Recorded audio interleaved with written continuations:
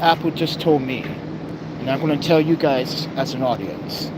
So, disclaimer: I don't give a shit what Apple says right now. I just think the two verification process to retrieve your iPhone is making it much difficult. So let me tell you what happened. When the iPhone was taken last night,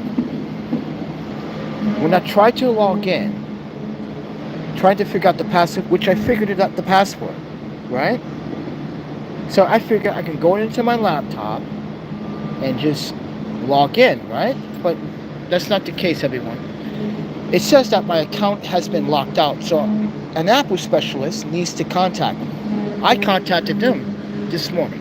We were on the phone for about an hour and 47 minutes total. Keep that in mind.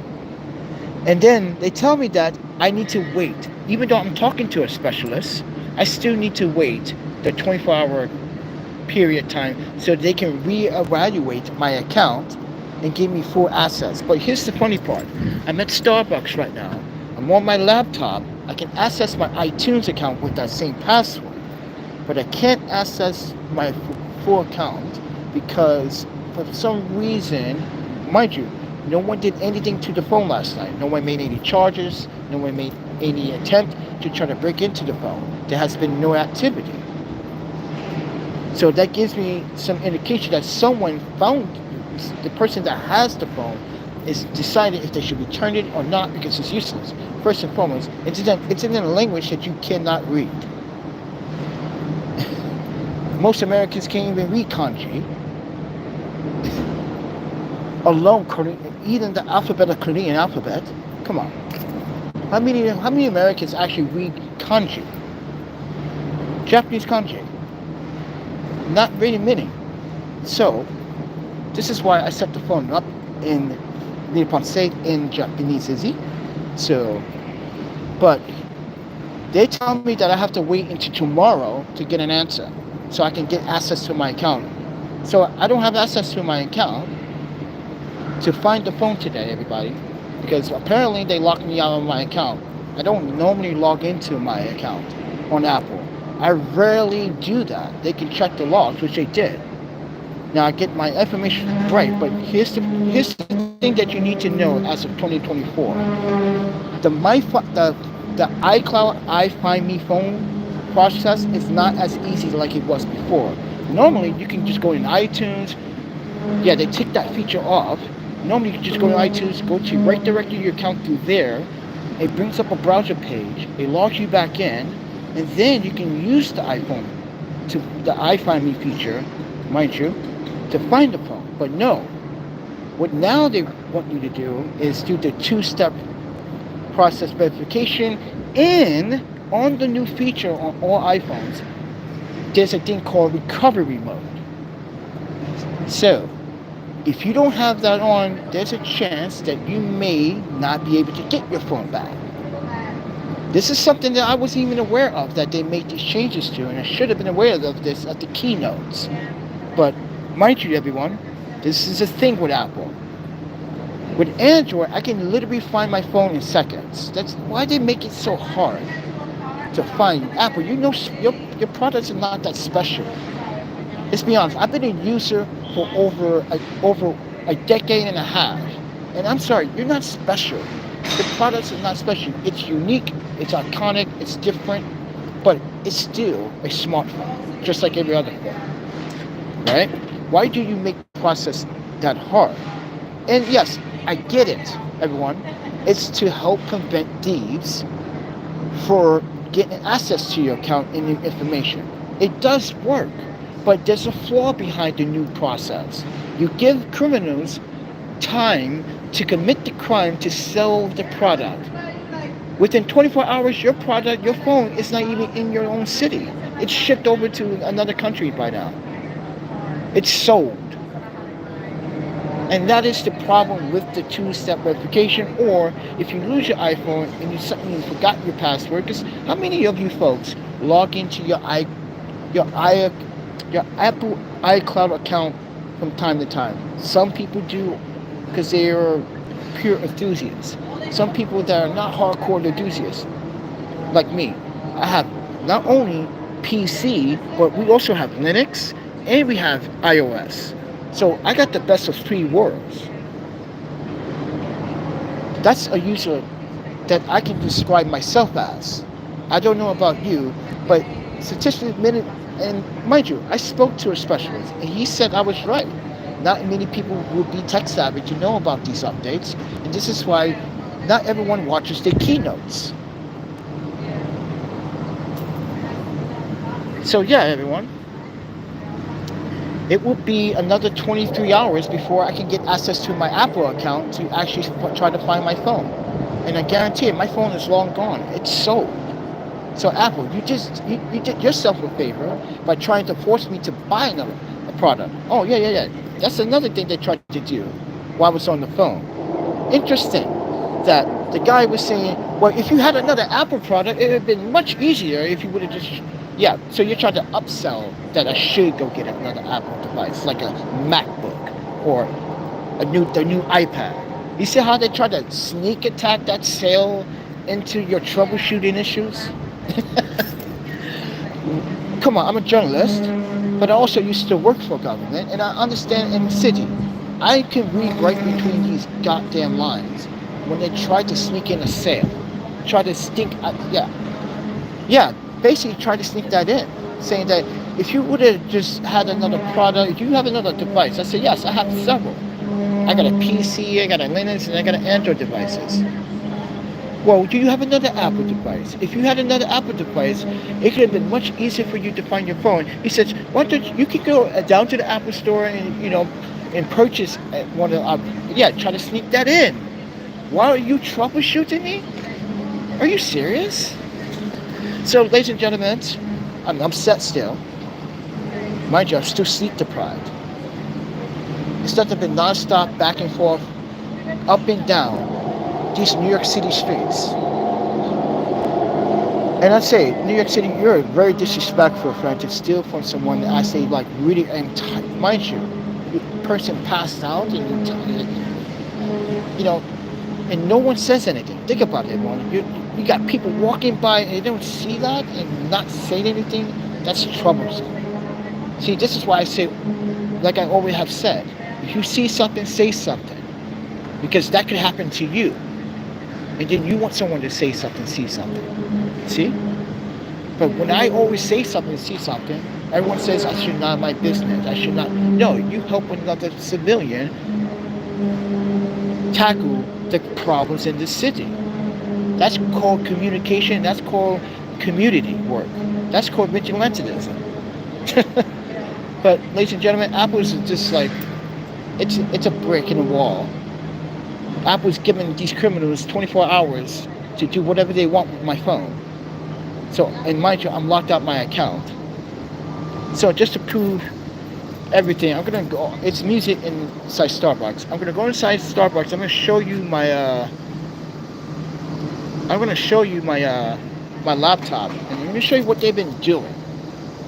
And mind you, actually, I don't even need to do that. Actually, let's do that. I'm gonna put the mic.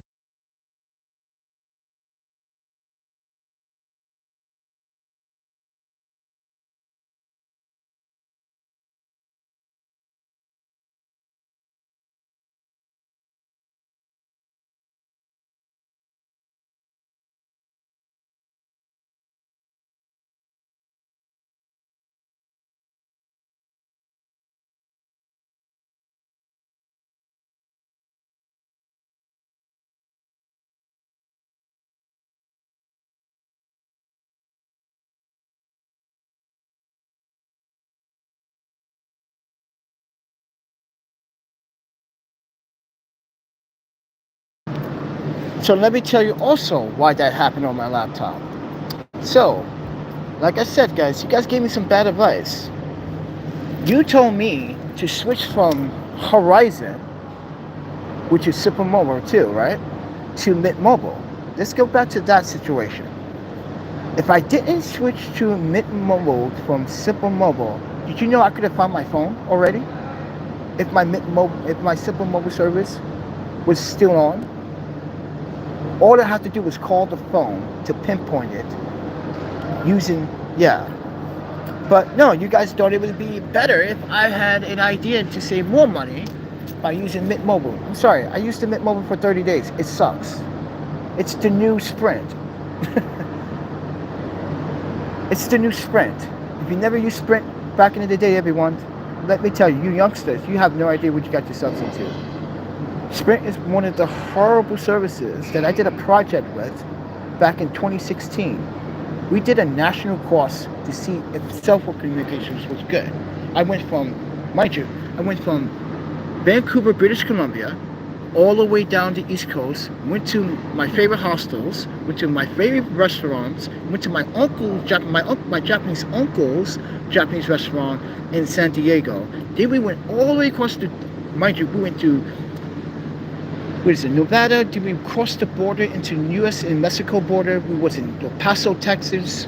Then we went from Houston, Texas, all the way to Kansas City to New York. And I found the service inadequate, not very reliable. And when I told Sprint that, they thought I was just like bullshit. No. But that's the new Mint Mobile is the new Sprint of the United States. This is why I was like, Ryan Reynolds, yo, we Canadians, you just sold out, friend. You just sold your company to T-Mobile. Mind you, it's still Ultra.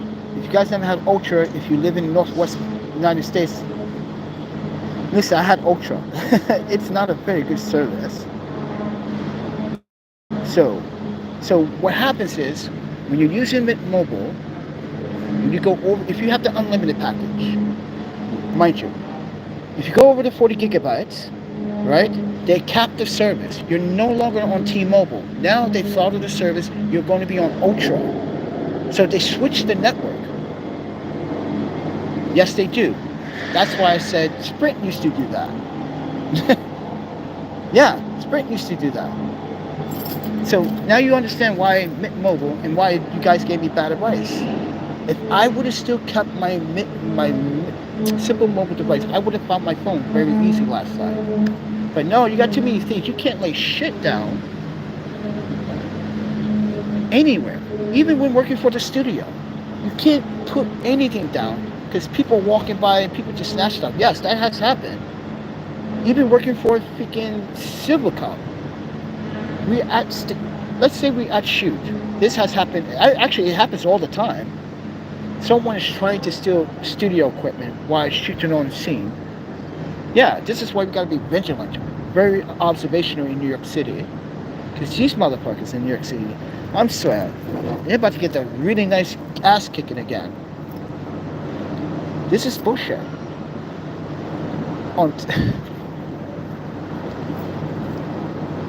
You can't lay your shit down for 2 seconds without someone spying on you.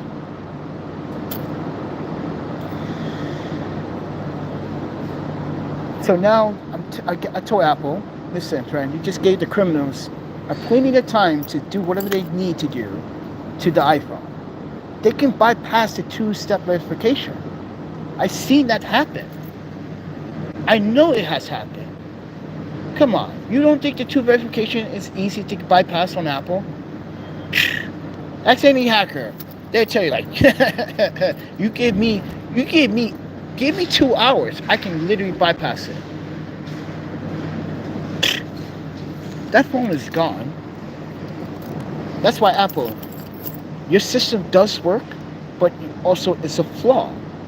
You're giving criminals time to do what they can to the phone. It's probably been handed off to one person, to another person, to another person, to another person, to another person.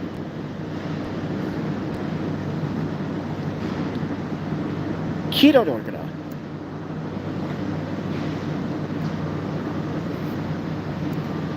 Your kanji is wrong. That's like, you're missing a character, friend.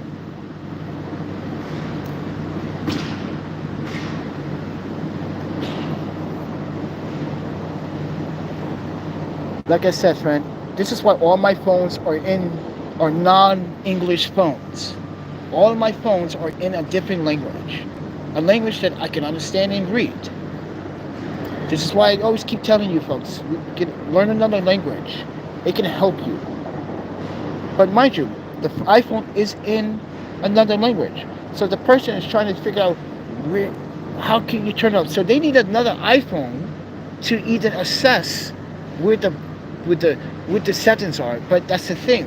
When you convert the iPhone to another language, not all the settings are in the same place. That's what I liked about the iOS system. That you can, yes, not the same settings, not in the same place, friends. So don't think that. Mm-mm. Don't think that. Yeah. Mm-mm.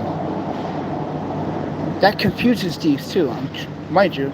Let's see what happens in 24 hours. You see if I get my iPhone back.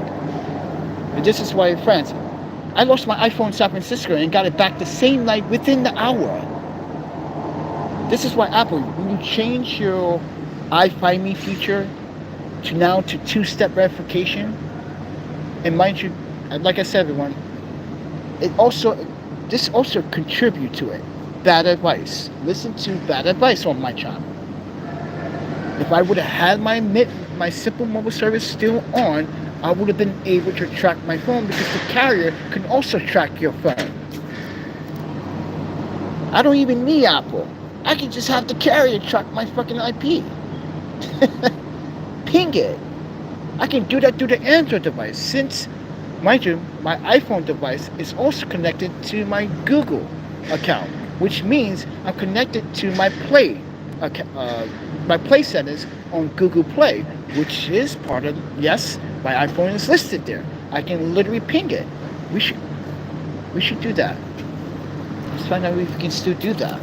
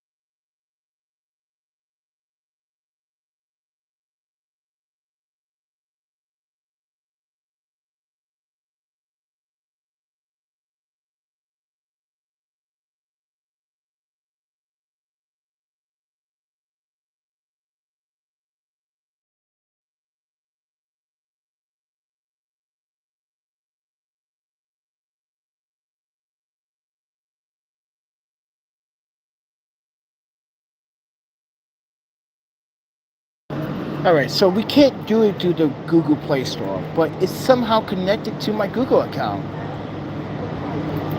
So there's got to be a way to track my phone using Google. Because it is using Google services. Apple is still using Google services. So, this is why I think Apple should just come on. Apple and Google, come on. Guys, work together. This whole 24-hour process waiting for Apple to decide if my information, mind you, you got to ask a bunch of questions, like a questionnaire. That's not even available, but they ask you other billing information, certain sensitive information. So yeah, everyone, I don't think I'm gonna get my iPhone back because this is New York City, and I'd be surprised if I could get my iPhone back.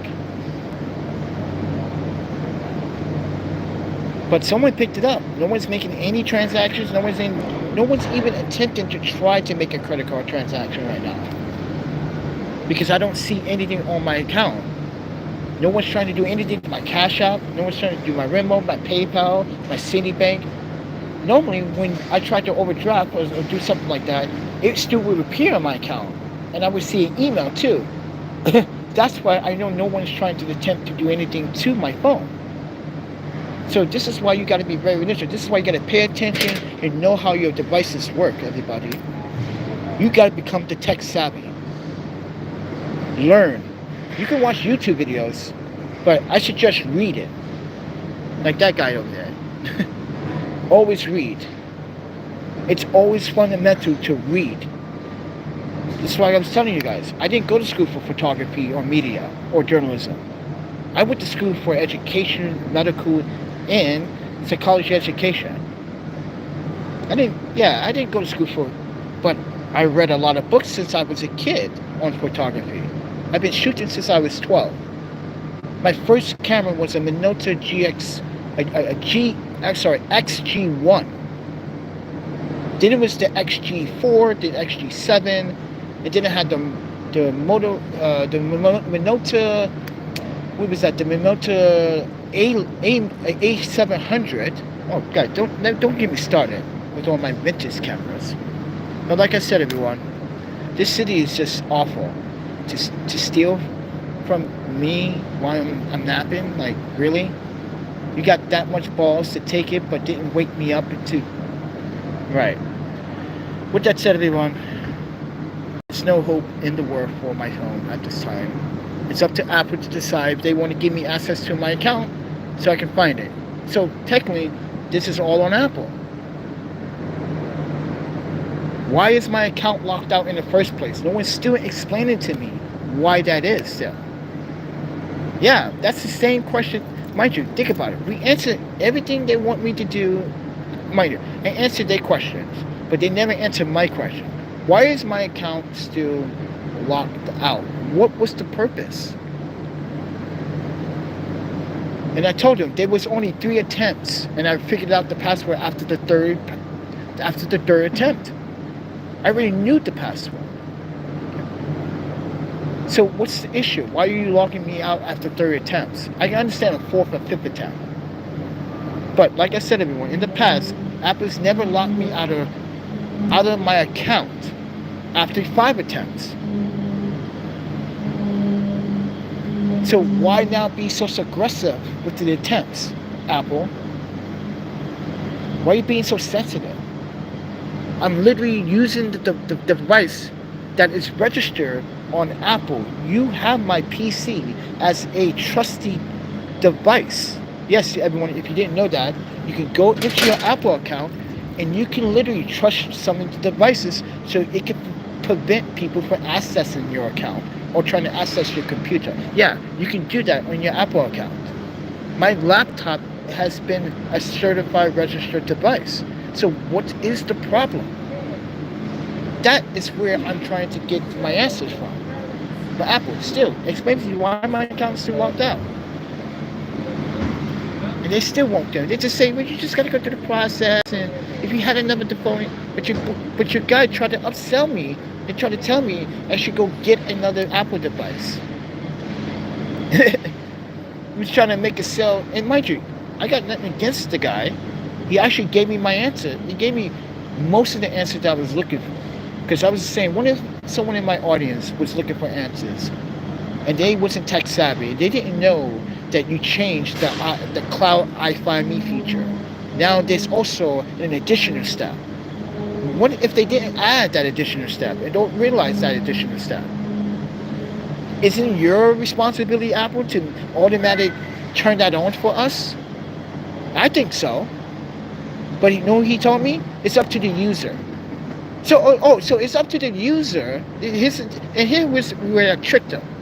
So it's up to the user to decide if they want to take Russian roulette with their device, not knowing that that feature is there because now you added it, but you really didn't tell anyone. And mind you, like I said, not everyone is tech savvy. So this is why I say, Apple, it is your responsibility, your software. You should automatically turn that on for us. And if we decide we want to turn it off, that's up to the end user or the power user, which knows what he or she knows what they're doing, to actually turn that off. They know the risk. So Apple, you just put me at risk at default, but not turning that on. See? That's where I got Apple. You literally put me at default. You really put me at risk at default. You're supposed to protect your software in your devices, in your users. If you didn't turn that on automatically, you should. Am I right or wrong, everybody?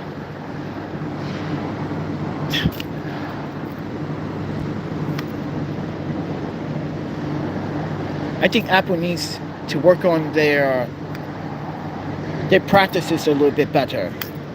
Yeah, I think Apple needs to work on how to please the consumers, because not a lot of consumers are happy with Apple right now.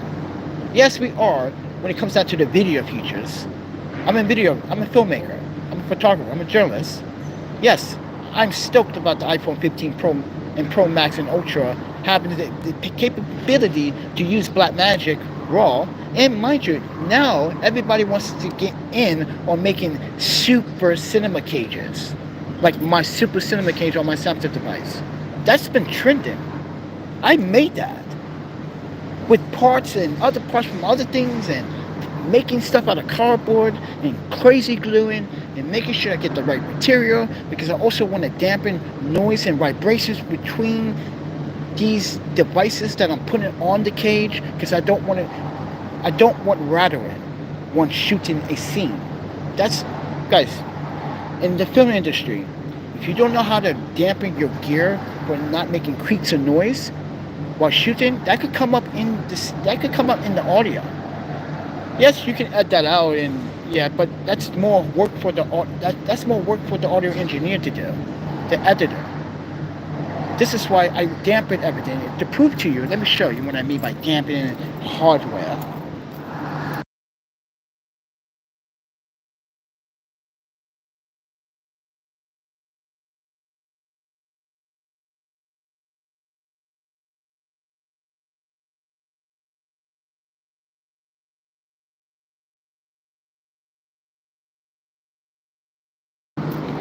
So this is the cage, right? Do you see that? You see what I did? That's vibration styrofoam.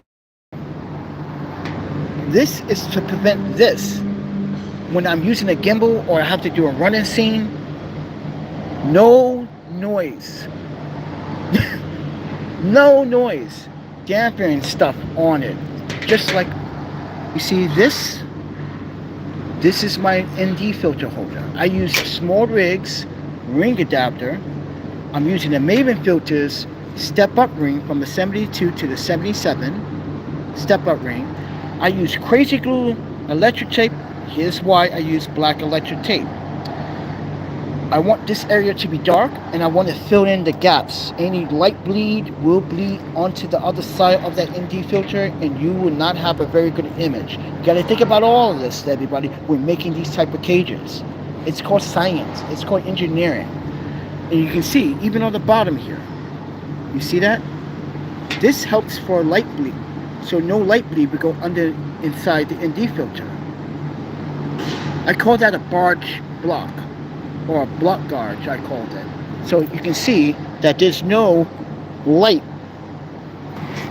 You can see there's no light coming in from the other side. So that's just what this is for. When you put more weight on it, it just pushes down. And all I have to do was put a foundation. This here is an L foundation. I crazy glued it to a point where it could never come off. Look how strong this is.